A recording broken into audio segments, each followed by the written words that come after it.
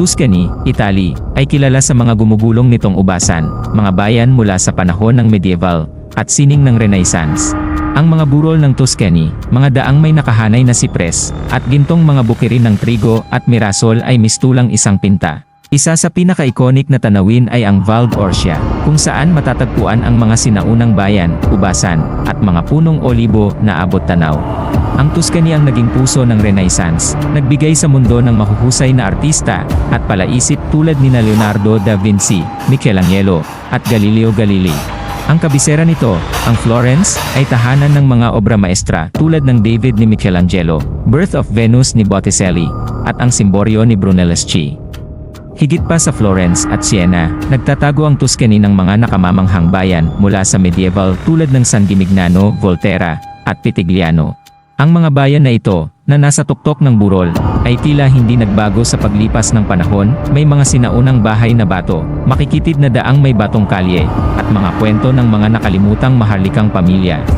Bago pa man ang paghahari ng Roma, ang mga Etruscan ang namuno sa Tuscany, iniwan ang mga misteryosong libingan, detalyadong rebultong tanso, at buong lungsod sa ilalim ng lupa. Sa mga lugar tulad ng Tarquinia at Sovana, matatagpuan ang isang sinaunang mundo na puno ng mahiwagang simbolo at ritual sa libing. Ang Tuscany ay isa sa pinakasikat na rehiyon sa mundo pagdating sa pagkain at alak. Dito nagmula ang Chianti, Brunello di Montalcino, at Vino Nobile di Montepulciano, ilang sa pinakamahuhusay na alak ng Italia. Bistecca alla Fiorentina, isang makapal na hiwa ng steak na iniihaw hanggang sa perpektong luto. Pecorino Toscano, isang masarap at malinamnam na keso mula sa gatas ng tupa. Pangangaso ng truffle, lalo na sa San Miniato, kung saan ang mga puting truffle ay lubos na pinahahalagahan. Hindi lang kasaysayan at sining ang meron sa Tuscany, matatagpuan din dito ang mga hot spring, marmol na minahan, at ligaw na baybayin. Ang natural na hot spring ng Saturnia ay ginagamit na mula pa noong panahon ng mga Romano.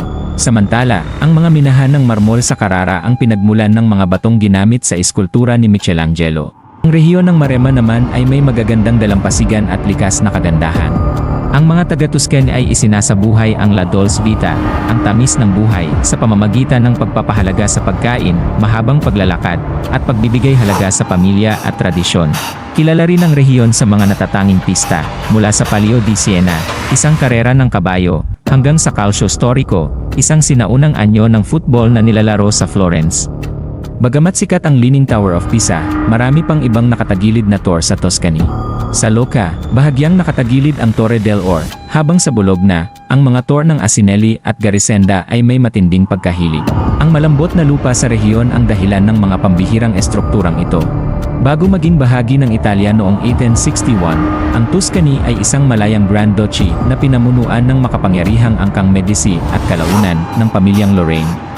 Ang kauna-unahang opera, Daphne ni Jacopo Peri, ay nilikha sa Florence noong huling bahagi ng 1500. Ang makabagong anyong ito ng musika ay lumaganap sa buong Europa, at kalaunan ay nagbigay hugis sa klasikal na musika at teatro. Ang Ponte della Maddalena, o mas kilala bilang Devil's Bridge, sa Borgo Mozzano ay may isang misteryosong alamat. Ayon sa kwento, isang tagapagtayo ng tulay ang nakipagkasundo sa dyablo upang matapos ito magdamag. Kapalit nito, kukunin ng dyablo ang kaluluwa ng unang tatawid. Gayunman, tinawid ng tagapagtayo ang isang baboy, kaya't naisahan niya ang dyablo. Ang minamahal na kwento ni Pinocchio ay isinulat ni Carlo Collodi na mula sa Florence. Ang kwento, na unang inilathala noong 1883, ay isa sa pinakatanyag na akdang pampanitikan ng Italia at nagbigay inspirasyon sa maraming adaptasyon sa buong mundo. Sa ilalim ng sinaunang bayan ng Volterra, may isang mundo ng mga libinang Etruscan, mga lagusan, at isang nakatagong Romanong teatro. May ilan na naniniwala na may mga sinaunang ritual na naganap sa mga lugar na ito, na lalong nagdaragdag sa nakakabighaning alindog ng bayan. Ang kahangahangang puting marmol ng Carrara, na matatagpuan sa Hilagang Tuscany, ay ginamit sa mga obra maestra sa loob ng maraming siglo. Mismong si Michelangelo ang pumili ng bloke ng Carrara marble para sa kanyang bantog na estatwa ni David. Hanggang ngayon, maaaring bisitahin ang mga minahan ng Carrara kung saan patuloy na kinukuha ang marmol. May sariling bersyon ng Italia ng alamat ni Haring Arthur.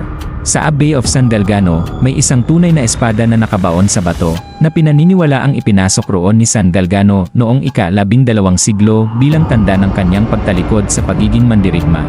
May ilang naniniwala na ito ang tunay na inspirasyon para sa alamat ng Excalibur. Kilala ang Tuscany sa birding burol nito, ngunit alam mo bang may maladisyertong bahagi rin ito? Ang Crete Senesi, malapit sa Siena, ay isang tigang at halos malabuan na tanawin ng mga burol na putik na nabuo milyon-milyong taon na ang nakalipas mula sa isang sinaunang dagat. Ang hindi pangkaraniwang anyong lupaing ito ay kabaligtaran ng mga luntiang ubasan sa paligid nito. Noong 1339, ang Florence ang naging unang lungsod sa Europa na naglatag ng mga bato sa mga lansangan nito, na nagtakda ng pamantayan sa pagpaplano ng mga lungsod noong panahon ng Renaissance. Dahil dito, lumago ang Florence bilang isang pangunahing sentro ng kultura at ekonomiya.